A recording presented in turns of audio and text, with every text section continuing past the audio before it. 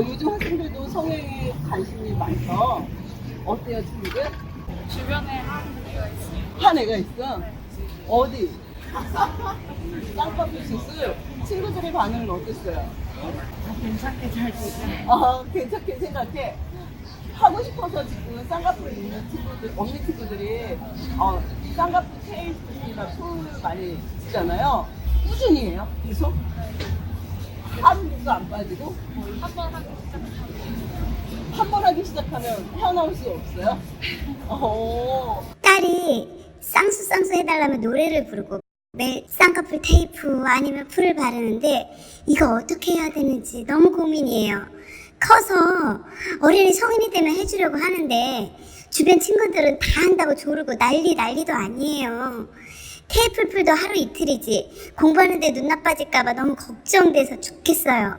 나도 막상 친구 딸이 쌍수해서 이뻐진 거 보면 마음이 약해지긴 하고 친구들 다 한다는데 선생님 성장기 때 정말 해도 되나요?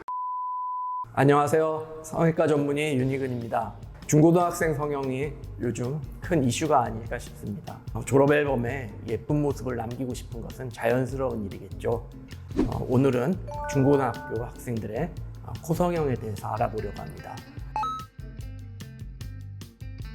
부모님들은 성장기의 자녀분들이 코 성형을 하기를 원할 때 매우 걱정하실 것 같습니다. 소중한 우리 자녀가 지금 코 성형을 해도 괜찮은지 굉장히 우려하실 텐데요.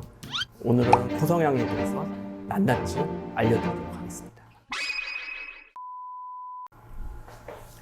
그런데 말입니다. 피부 외에도 코뼈와 연골 등 코 골격 구조에 영향을 미치는 코 성형의 경우에는 여학생의 경우로는 만 17세, 남학생의 경우에는 만 18세 골격 성장이 종료되는 시기를 지난 이후에 수술하시는 것이 좋습니다. 특히 동양인의 코 성형은 인공 보형물을 사용하여 콧대를 주로 높이기 때문에 인공 보형물이 미세하게나마 코의 뼈나 연골 등 골격 성장에 영향을 미칠 수가 있고 코 모양이 완전히 나오기 전에 수술을 했을 때는 이후에 코 성장이 조금 더 진행되면서 수술 당시의 모양과 조금 달라질 수가 있겠습니다.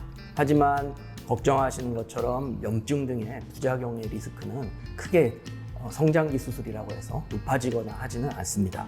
하지만 마음이 급하시더라도 순수한 미용적 목적의 코 성형이라면 골격 성장이 끝나기를 기다리셔서 하시는 게 낫지 않을까요?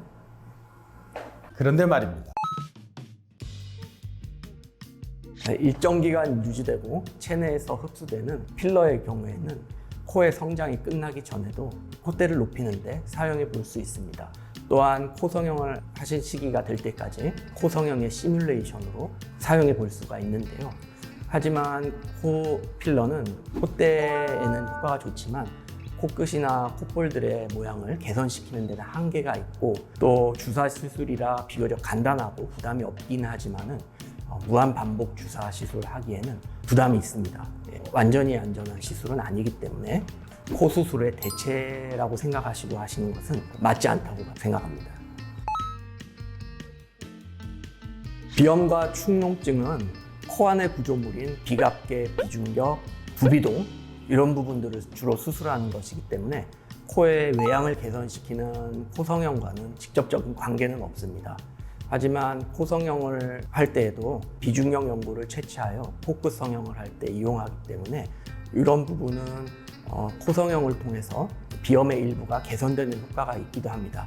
하지만 중요한 것은 코 성형의 기본적인 목적은 외양적인 개선이기 때문에 비염의 개선이 있다 하더라도 이런 것들은 부가적인 이득이라고 생각하셔야 되겠죠.